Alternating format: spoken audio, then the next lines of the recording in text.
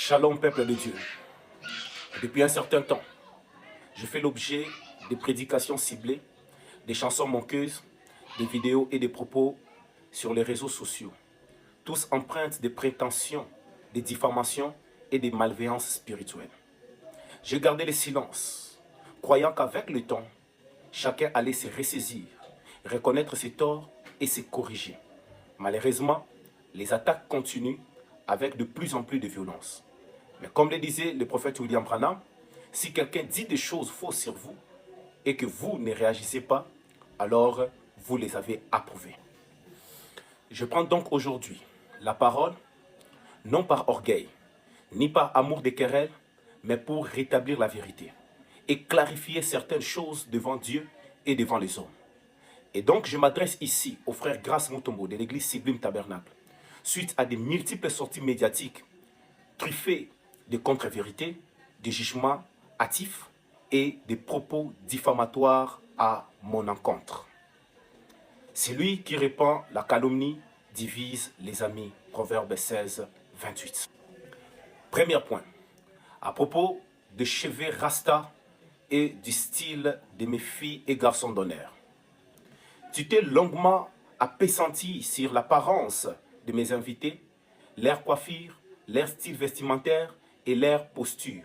Frère Grace, je tiens à rappeler que ces personnes sont ma famille, mes proches, mes amis.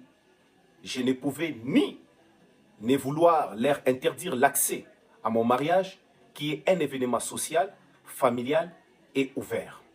Je comprends que cela ait pu heurter certaines sensibilités, et si tel est le cas, je m'en excuse sincèrement. Mais je refuse qu'on juge des gens uniquement sur leur apparence. Ne jugez pas selon l'apparence, mais jugez selon la justice. Jean 7, 24. Tu sembles oublier que dans tout mariage, il y a des croyants et des non-croyants, parents païens, collègues, voisins. Je ne pouvais pas imposer à tout le monde la discipline stricte de l'ensemble. Pire encore, tu condamnes des personnes que toi-même t'y engages dans tes productions musicales. Des musiciens, ingénieurs de son, accompagnateurs, instrumentalistes, souvent les mêmes que tu appelles aujourd'hui Rasta, tu travailles avec eux quand ça t'arrange. Mais tu te dénonces publiquement pour attaquer un frère. Quelle incohérence! La Bible dit, ne jugez pas afin que vous ne soyez pas jugés. Matthieu 7, 1.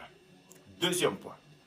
Accusation de danse mondaine à mon mariage.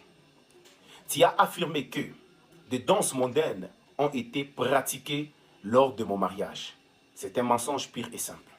Je suis entré avec mon épouse et en toute dignité, accompagné du révérend Carlos Baruti. La cérémonie a été filmée et diffusée en direct. Des milliers de témoins ont vu ce qui s'est réellement passé. Ton accusation est donc fausse, infondée et mal intentionnée. Tu ne porteras point de faux témoignages contre ton prochain. Exode 20, 16. Troisième point. À propos de notre conversation téléphonique, après ta vidéo sur les rastas et les danses mondaines. Cette mise au point n'est pas motivée simplement par tes attaques me qualifiant de pasteur de SMS ou par tes moqueries envers mes convives lors de mon mariage. À ce genre de comportement, des branhamistes toxiques, je suis déjà vacciné et je n'ai même pas le temps de réagir sur ça. Si je prends aujourd'hui la parole, c'est parce que ta démarche après ta vidéo du 2 juillet 2025 est allée bien plus loin. Et voici les faits. Ce qui me déçoit profondément, c'est la manière dont tu as déformé notre échange en les présentant à ton assemblée.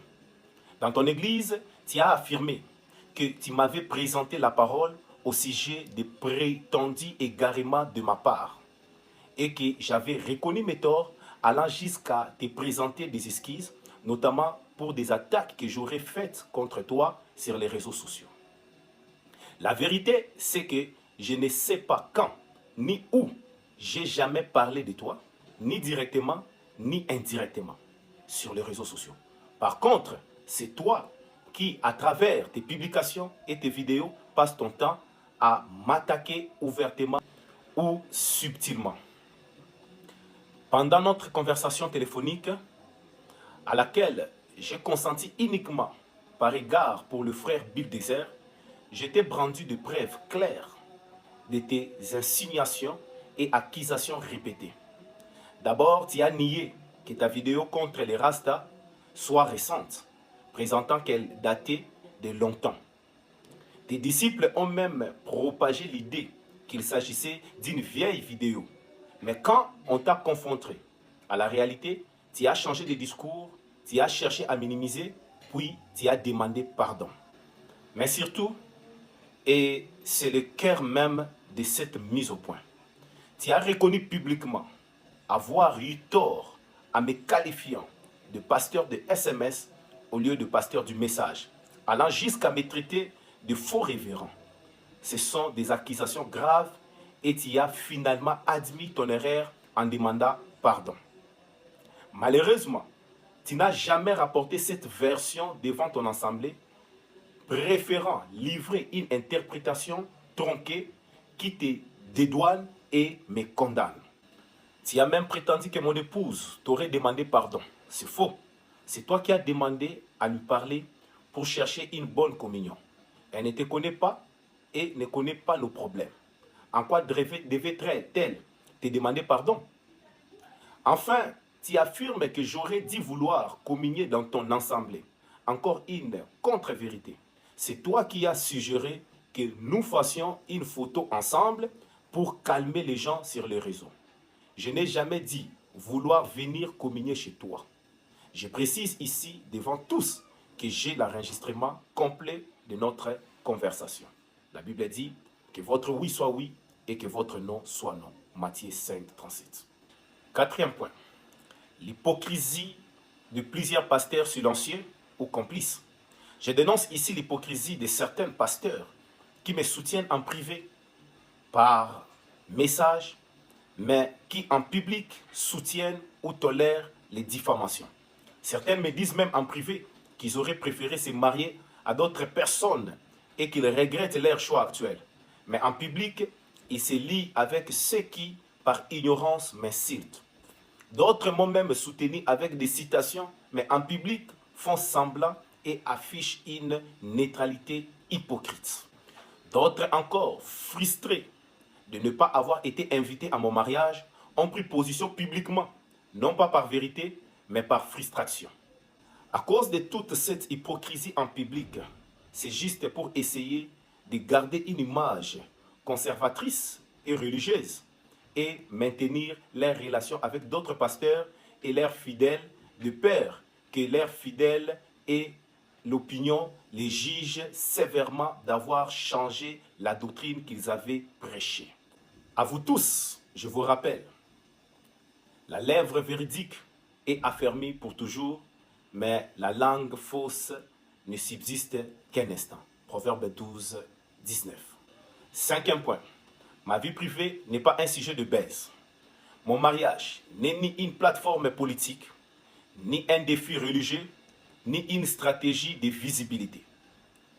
C'est l'union sacrée de deux âmes qui s'aiment, bénies par Dieu devant les hommes et les anges. Respectez la vie privée des autres, tout comme vous voulez que la vôtre soit respectée. Je conclus pour dire, je ne vis pas de clash, je ne bâtis pas mon ministère sur la polémique, ni sur les vues de YouTube. Mais je ne laisserai personne salir mon nom impunément. J'ai gardé le silence trop longtemps, aujourd'hui je défends la vérité. Bien-aimés frères, grâce, cette mise au point n'est pas un règlement de compte, mais un appel à la paix et à la vérité. Une paix des braves, pas une paix des lâches, ni des compromis hypocrites. Frère Grâce, je te laisse le libre arbitre de choisir entre une réconciliation authentique et sincère ou une apparence de bonnes relations basées sur l'hypocrisie. Je reste disponible.